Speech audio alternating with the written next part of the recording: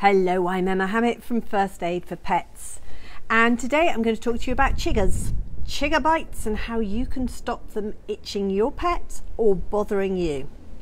So chiggers are horrible little mites that are commonly found on meadows, golf courses, woodlands, parks, grassland, and around lakes and rivers.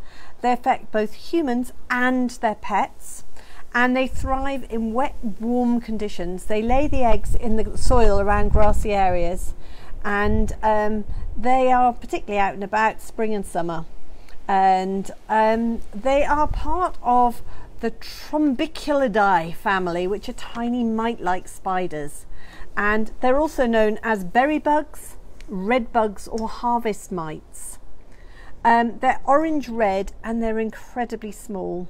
They're about the size of a pin, and so they're quite hard to spot, and you only may be aware once you've been bitten or if you see your pet scratching like mad. So the first thing you might notice is the intense itching and flat or raised bumps on the skin that can look like they're sort of blistered. They may bite your pet on their belly or the groin, inside the ears. Breeds such as Shar-Peis with wrinkly skin are particularly susceptible to being attacked by chiggers. They like the thin wrinkles, the warm folds of skin, and they also like the sort of crotch and the groin area, armpits and elbows and behind the knees, and that's the same for humans and for pets. So they're a bit of a pain. They also obviously nibble up the ankles and the calves, which are brushing against the grass as you or your pet are walking through them. So what a chigger bite does is it inserts its feeding structure and mouth parts into the skin. They inject enzymes into the skin and they destroy the tissue around the bite, and it's these enzymes that create these nasty itchy reactions.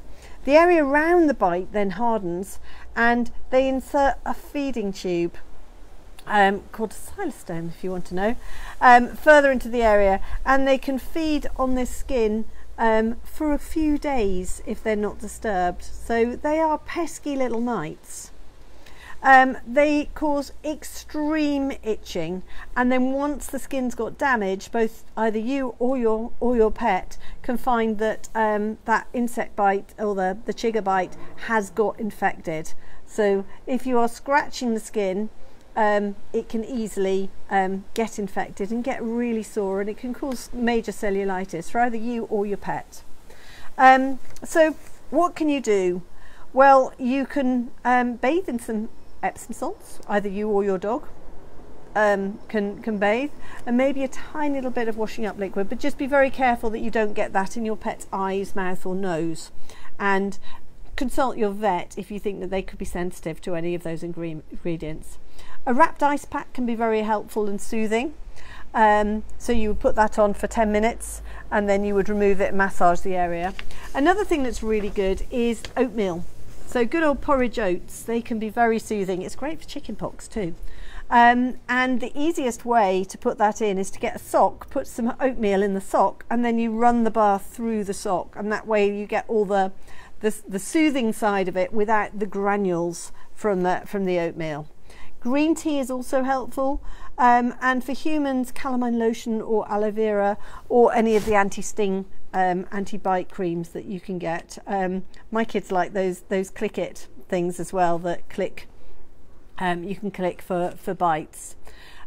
Wash your clothes, towels, pet blankets, anything else that you think might have been involved or touched by these chiggers, because they get into everything. And make sure you wash everything. And sometimes the sort of repellents such as citronella or rosemary or insect repellent can actually prevent them actually wanting to bite you in the first place. Key thing is avoidance. So if you know that a particular area is really full of chiggers, they go back to those same breeding sites every year, so just be aware and avoid them the following year, which isn't great for my poor husband, whose golf course is infested with chiggers, and they're all the golfers are being bitten to shreds. So stay safe out there and avoid those pesky chiggers if you can. That's Emma Hammett from First Aid for Pets.